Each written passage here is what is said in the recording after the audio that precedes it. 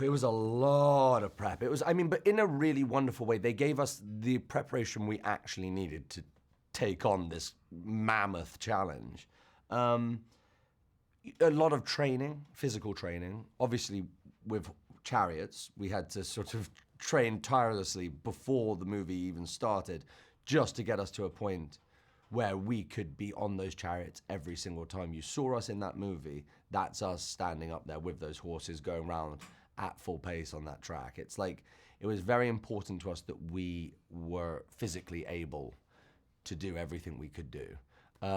So that was, the physicality of it, the preparation was very tough and trying, but very rewarding, because we then ended up making something that actually we didn't use CGI for most of it, like only when a horse went down or when building up the arena. Anything we couldn't do, we used CGI for that, but every single thing we could do, me being dragged us on those chariots, that was all done for real. And then there was the mental preparation, which was, wonderful, because we had such a wonderfully collaborative director, just incredible actors, everyone who wanted to talk, and everyone, wonderful writers, obviously a script, and everyone was always striving to make it the best, most natural, organic, relatable project we could possibly find. So, you and Toby have the crucial relationship in the film. How much of friends did you have to become, or to be able to play this? Well, it was really funny, because we started training, like I said, much earlier on than actually the movie started. So we became friends the first time we met each other. It felt like we were very simpatico in our thoughts, in how we wanted to sort of approach this movie. We both loved that this wasn't a remake. This was a reimagining of a great book, and it felt very relevant for our time. And what we wanted to make it even more relevant was not to make a sort of stodgy sword and sandal period drama.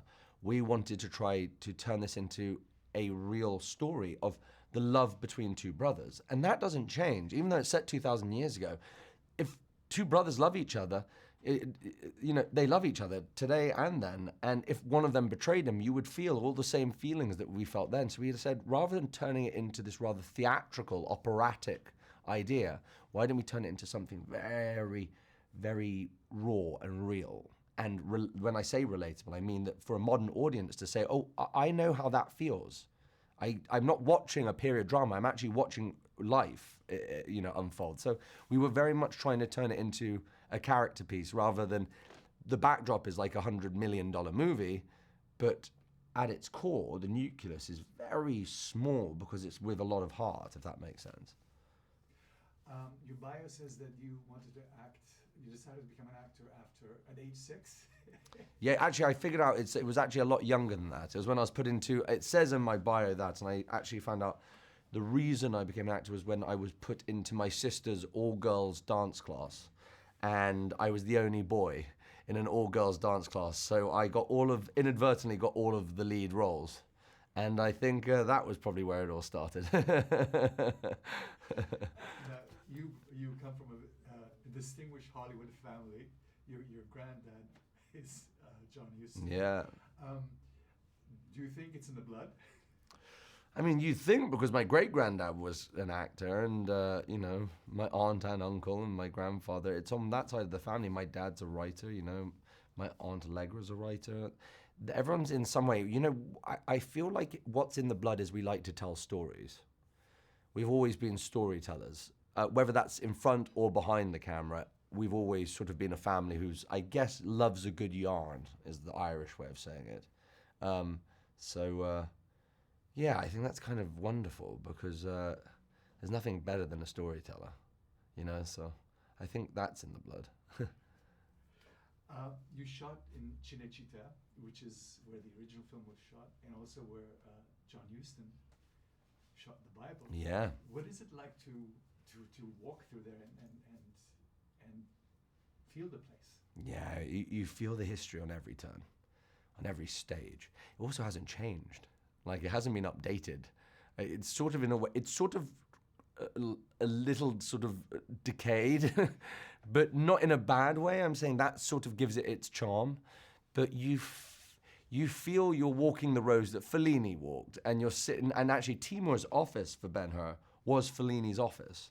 So it was amazing, you know, like we were sitting there, you like, imagine the people who were sitting like where we were sitting and my grandfather there. You felt like there was a bit of a hug being given to you by all those titans, those people who came before. And yeah, I've never felt such history within the walls of a studio as I have when I was in Cinecittà.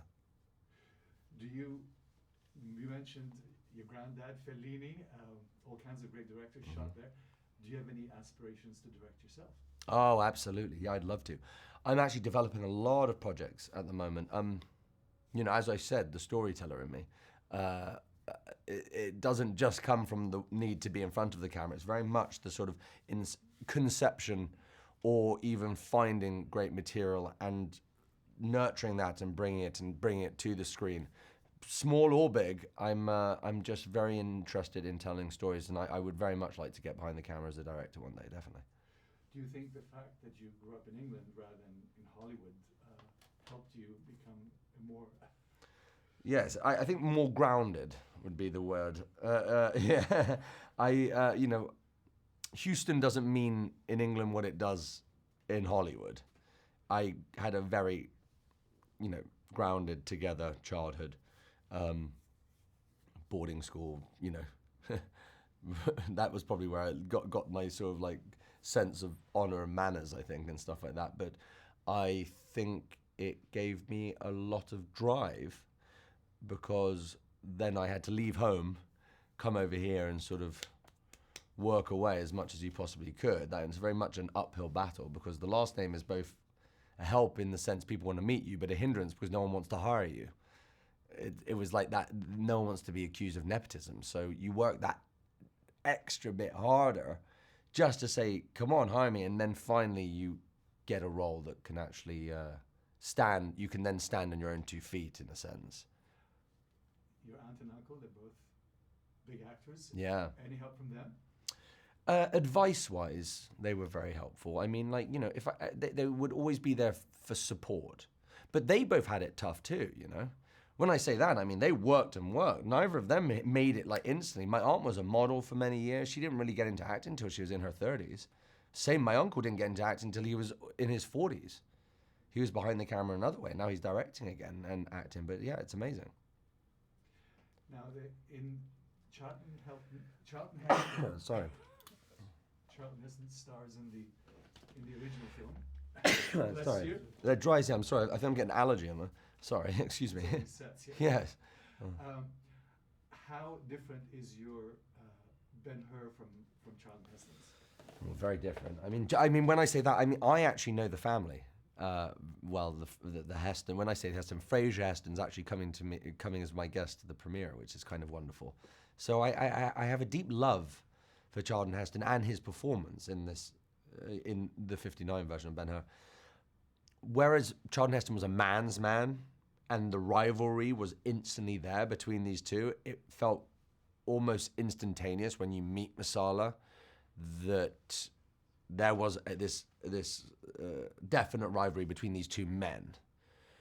And when I read this version, I liked that it wasn't that at all. You really felt the love between these brothers first and foremost. And Judah was very lost. And he's a boy.